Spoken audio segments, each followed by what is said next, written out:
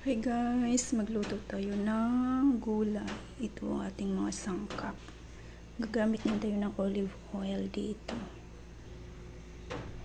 Sabay na igisa ang bawang at sibuyas dito sa ating olive oil. I-add yung ating luncheon meat. Yan yung ating pinakasahog. Igisa pa rin natin.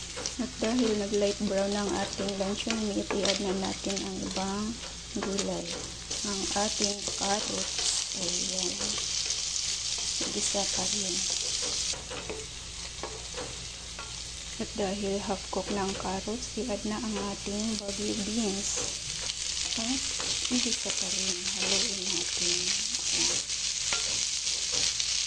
Mag-add na tayo ng oyster sauce. Kunti lang kasi yung ating luncheon meat ay salty. At black pepper. So, haluin natin.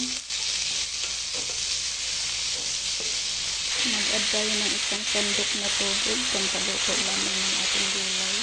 At i-disaster natin hanggang maluto talaga. Nag-add ulit ako ng oyster sauce kasi medyo matabang ang gulay. Ngayon, i-mix natin.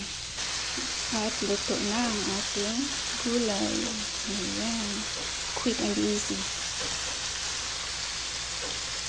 So, maraming salamat po sa inyong panonood palagi mga idol. Ayan po. Thank you.